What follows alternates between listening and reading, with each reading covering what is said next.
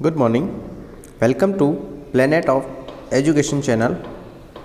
बच्चों, हमने NCERT syllabus के तहत कक्षा 8 के अंतर्गत ज्योग्राफी में लेसन 3 खनिज और शक्ति संसाधन पार्ट 1 पढ़ लिया था।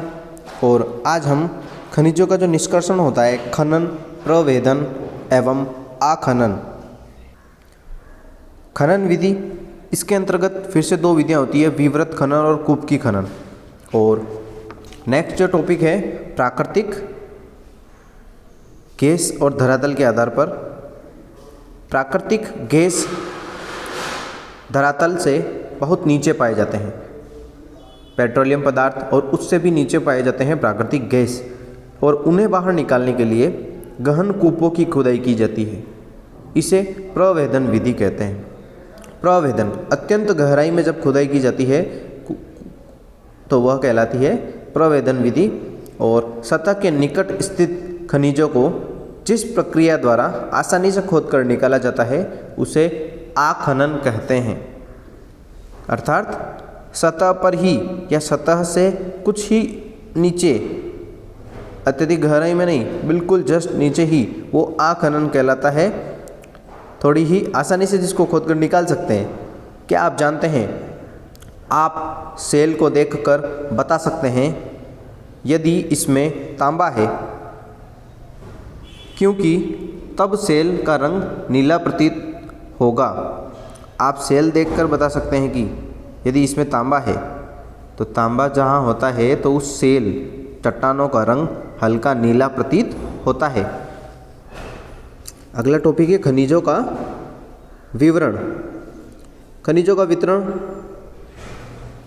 किस प्रकार से कहाँ कहाँ खनिज पाए जाते हैं। खनिजों का वितरण, खनिज विभिन्न प्रकार की सेलों में पाए जाते हैं।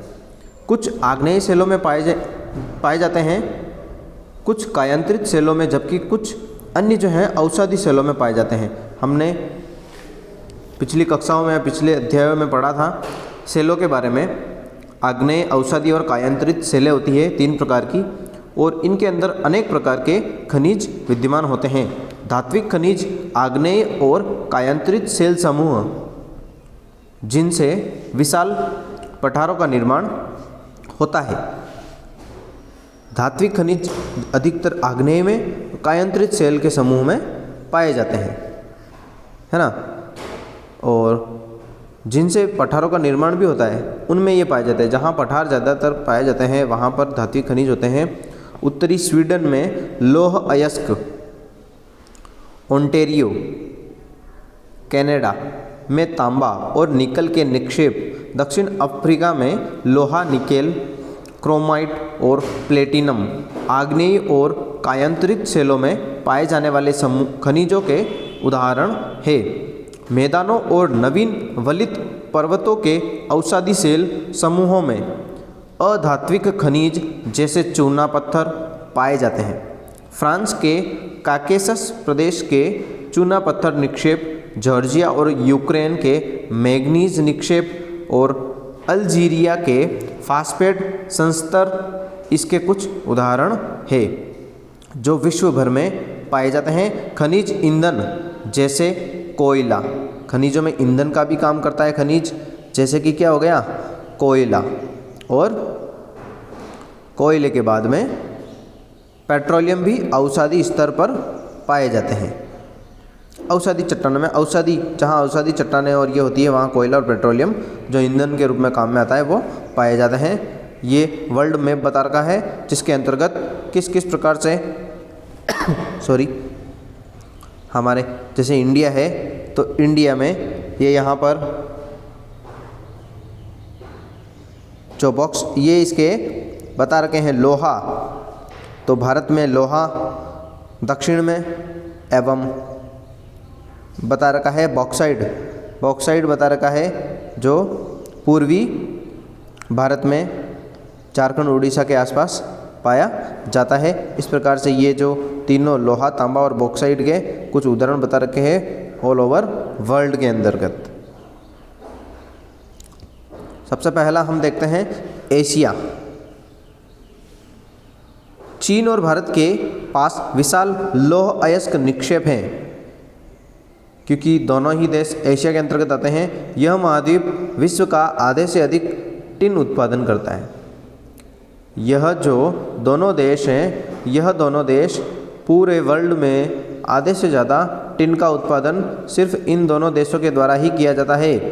चीन, मलेशिया, इंडोनेशिया विश्व के अग्रणी टिन उत्पादकों में से एक है। चीन सीसा, एंटीमनी और टंगस्टन के उत्पादन में भी अग्रणी माना जाता है। एशिया में मैग्नीज, बॉक्साइट, निकेल, जस्ता और तांबा के भी निक्षेप मिलते हैं।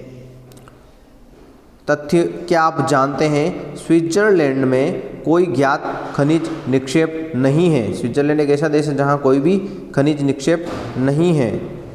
अगला है यूरोप विश्व के लौह अयस्क का अग्रणी उत्पादक है। रूस, यूक्रेन, स्वीडन और फ्रांस लौह अयस्क के विशाल निक्षेप वाले देश हैं। तांबा, सीसा, जस्ता, मैग्नीज और निकेल खनिजों के निक्षेप पूर्वी यूरोप और यूरोपीय रूस में पाए जाते हैं।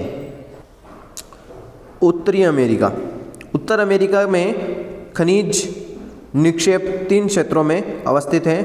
ग्रेट लेक के उत्तर में कैनेडियन शील्ड प्रदेश, अपलेशियन प्रदेश और पश्चिम की पर्वत श्रृंखलाएं लौह अयस्क, निकेल, सोना, यूरेनियम और तांबा का खनन है वो कैनेडियन शील्ड प्रदेश में और कोयले का अपलेशियन प्रदेश में होता है। पश्चिमी कार्डिलेरा में तांबा, सीसा, जस्ता, सोना, चांदी के विशाल निक्षेप पाए जाते हैं। ये जो मानचित्र दिखाई दे रहा है इसके अंतर्गत कोयला और खनिज तेल के बारे में बता रखा है। ये जो बता रखा है संकेत कोयला और खनिज तेल, तो दक्षिण अमेरिका के अंतर्गत ये कोयला, यहाँ कोयला, बाकी सभी जगह पर पूर्व उत्तर में खनिज तेल पाए जाते हैं। भारत के अंतर्गत देखते हैं तो दक्षिण में यहाँ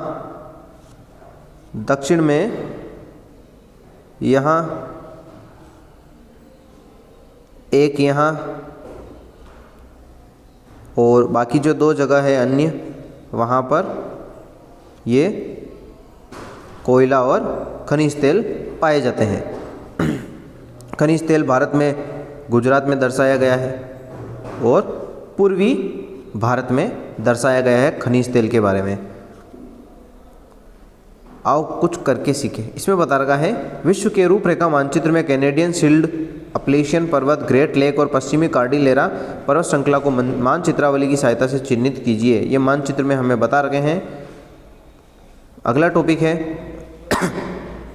दक्षिणी अमेरिका। एशिया हो गया, यूरोप हो गया, उत्तरी अमेरिका। अब है दक्षिणी अमेरिका। ब्राज़ील विश्व में उच्च कोटि के लौह अयस्क का सबसे बड़ा उत्पादक है। ब्राज़ील जो है उच्च कोटि का लौह अयस्क यानी अच्छी क्वालिटी का लौह अयस्क सबसे बड़ा उत्पादक ब्राज़ील को माना जाता है विश्व में। चिली और पेरू तांबे के अग्रणी उत्पादक है। ब्राज़ील और बोलीविया विश्व में टिन के सबसे बड़े उत्पादकों में से एक है। और दक्षिण अमेरिका के पास सोना, चांदी, जस्ता, क्रोमियम, मैग्नीज, बॉक्साइट, अभ्रक, प्लेटिनम, एस्बेस्टस और हीरा के विशाल निक्षेप भी हैं। खनिज तेल वेनेजुएला, अर्जेंटीना, चिली, पेरू और कोलंबिया में पाया जाता है। यह है दक्षिण अमेरिका के बारे में। तथ्य आया है हरा हीरा एक दुर्लभतम हीरा माना जाता है। विश्व के प्राचीनतम सेलें पश्चिम ऑस्ट्रेलिया में हैं। सबसे पुरानी जो सेल हैं वो पश्चिमी ऑस्ट्रेलिया में पाई जाती है और वे 430 करोड़ वर्ष पूर्व बने। पृथ्वी के निर्माण के मात्र 30 करोड़ वर्ष पश्चात की बात है ये। अगला है अफ्रीका।